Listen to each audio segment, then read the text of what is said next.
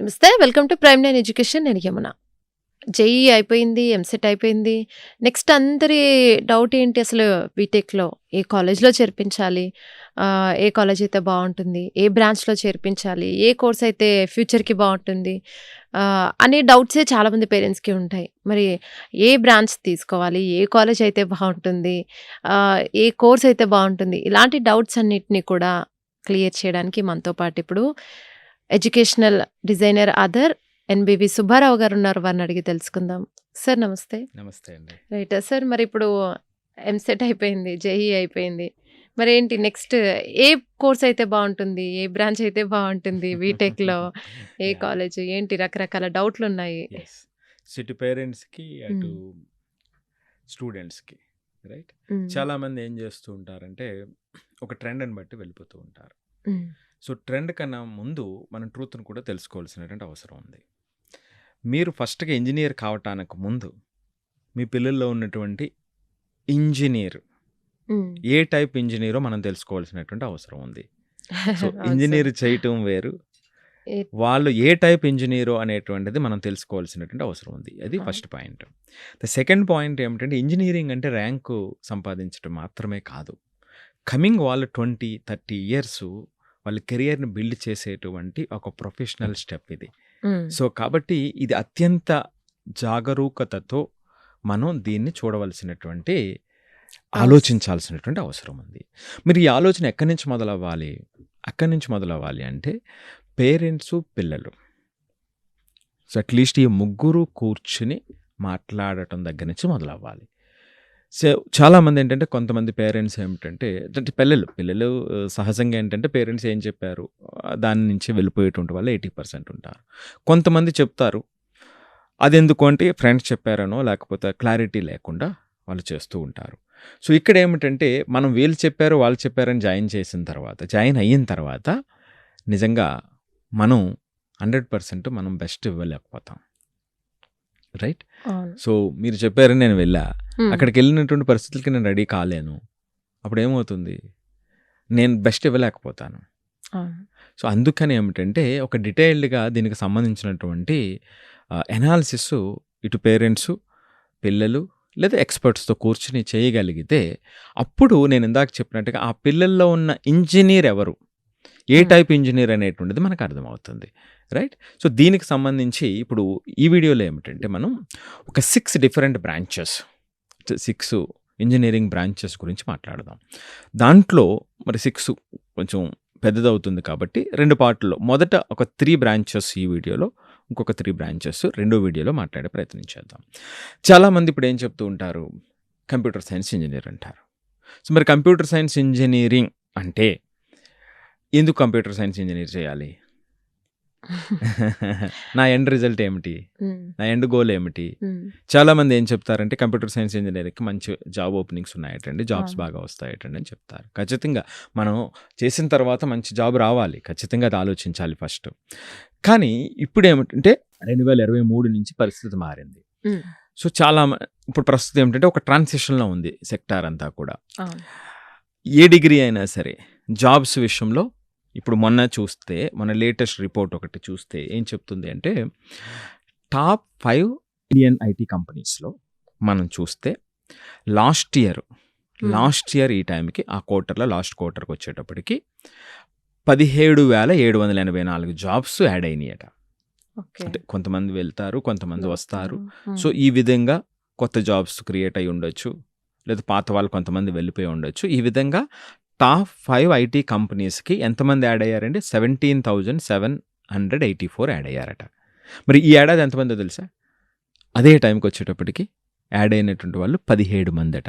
అంటే ఆ పది నెట్ ఎంప్లాయీస్ పెరిగినటువంటి వాళ్ళు 17 17 మంది. మంది. 17 చాలా ఎక్కడ దారుణం. 17,784 ఎక్కడ? 17 ఎక్కడ? 17 ఎక్కడ? హ్మ్. రైట్? సో, ఇది చాలా ఇంపార్టెంట్ విషయం. ఇప్పుడు హ్మ్. లేటెస్ట్ రిపోర్ట్ అన్నమాట అండి ఇది. ఓకే.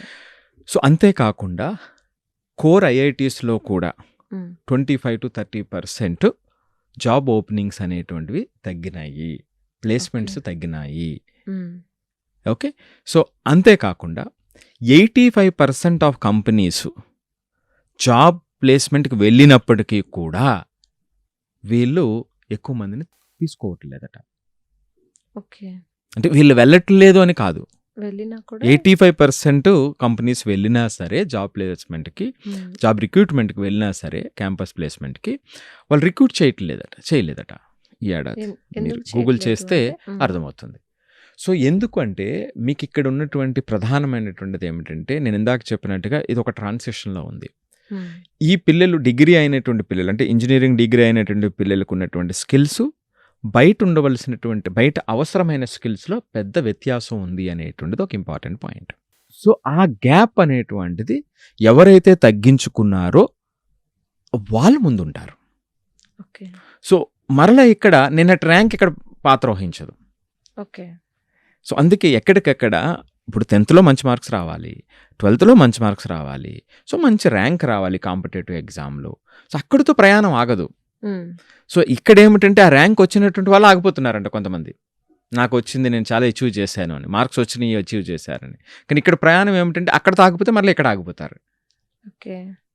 సో ఇక్కడ ఏంటంటే ఆ స్కిల్ గ్యాప్ చాలా ఎక్కువ ఉంది. సో ఇది జరుగుతున్నటువంటి పరిస్థితి, రైట్?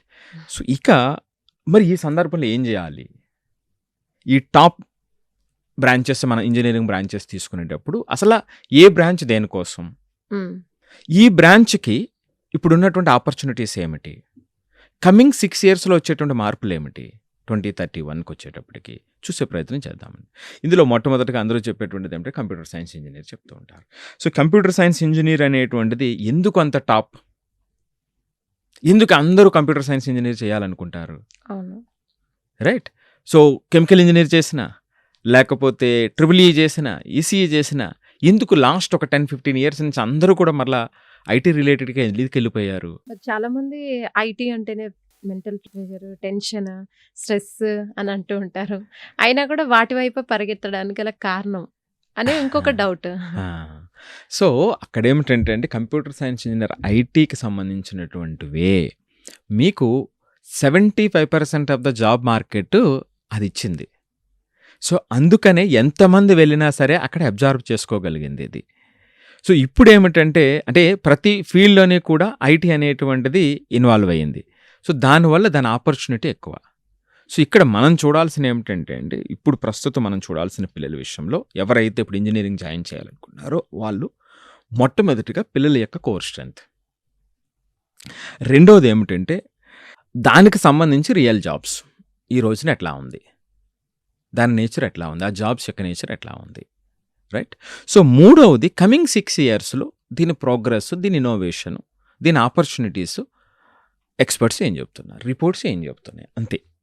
కోర్ స్ట్రెంత్, ఆ స్ట్రెంత్కి సంబంధించినటువంటి రియల్ జాబ్స్ ఈ రోజున ఏదైతే ఎగ్జిస్ట్ అయి ఉన్నాయో అవి ఎలా ఉన్నాయి, రైట్? సో తర్వాత కమింగ్ 6 yearsలో దానికి ఉన్నటువంటి ఆపర్చునిటీస్ ఏమిటి, ఈ 3 ప్రాతిపదికగా ప్రతి ఒక్కరు కూడా డిసైడ్ చేయగలిగితే పరిస్థితి వేరే ఉంటుంది. సో ఉదాహరణకి కంప్యూటర్ సైన్సే చూద్దాం. ఇప్పుడు కంప్యూటర్ సైన్స్ ఇంజనీరింగ్ అంటే ఏమిటి? ఇది study of data structure, algorithms, programming language, operating systems, networks, software development. అంటే ఇదేమిటి? ఓల్డ్ టెక్నాలజీకి బ్యాక్ బోన్ లాంటిది, రైట్? సో ఇక్కడ మొబైల్ యాప్స్ నుంచి స్పేస్ మిషన్స్ వరకు కూడా ఈ టెక్నాలజీ అనేటువంటిది ఇంపార్టెంట్, రైట్?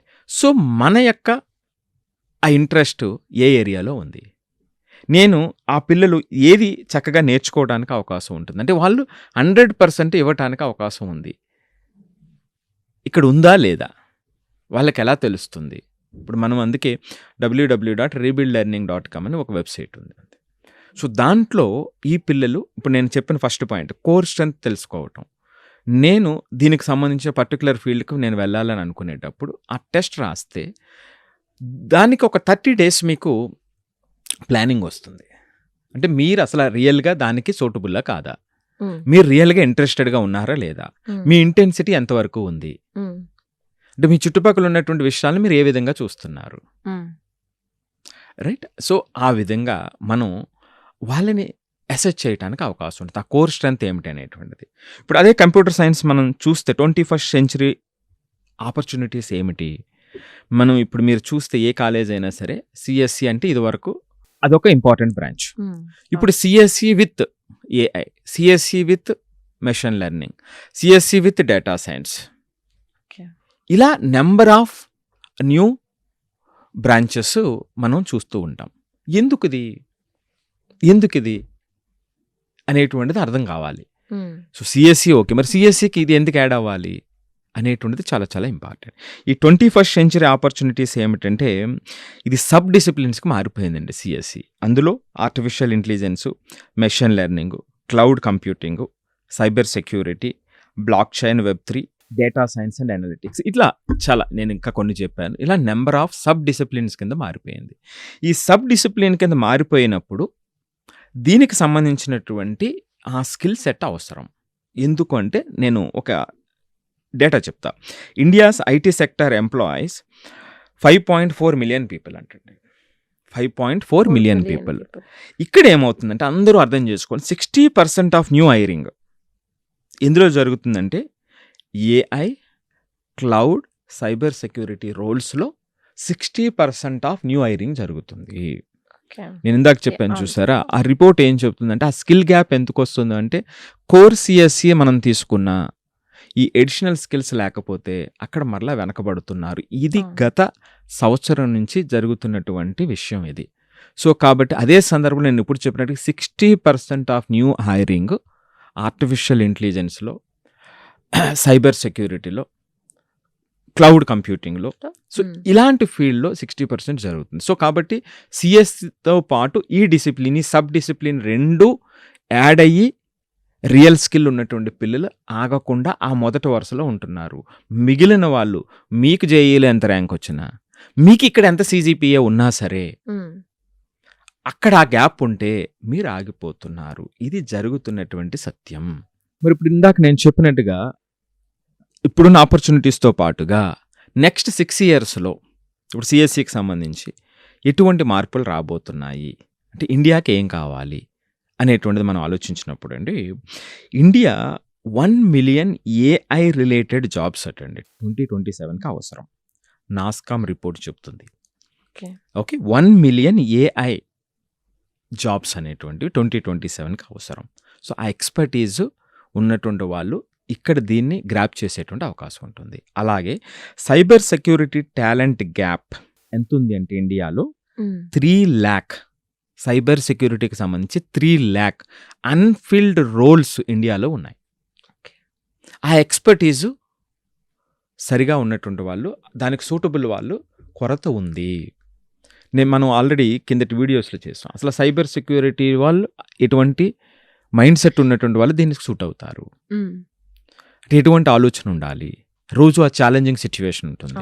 సో కొత్త ఆ లోపాలను కనిపెట్టేటువంటి అవకాశం ఉంటుంది, లేదా రియల్ టైంలో ఛాలెంజ్ని దాన్ని రిజాల్వ్ చేయాల్సినటువంటి ఆ నేచర్ ఉండేటువంటి వాళ్ళు అవసరం. సో లేదు నేను కంఫర్టబుల్గా నేను ఆలోచిస్తాను, కంఫర్టబుల్ జాబ్ చేస్తాను అనేటువంటి దానికి పనికిరాడు. ఆ జాబ్ డిమాండ్ చేస్తుంది, అక్కడ చాలా లుక్రేటివ్ ఆప్షన్స్ ఉన్నాయి, కానీ వీడిని పంపితే ఏమవుతుంది, వాళ్ళు అక్కడ హ్యాపీ ఫీల్ అవ్వరు. సో అందుకే నేను చెప్తున్నది ఏమిటంటే ఆ ఇంటెన్సిటీ ఆఫ్ చైల్డ్ అనేటువంటిది చాలా చాలా ఇంపార్టెంట్.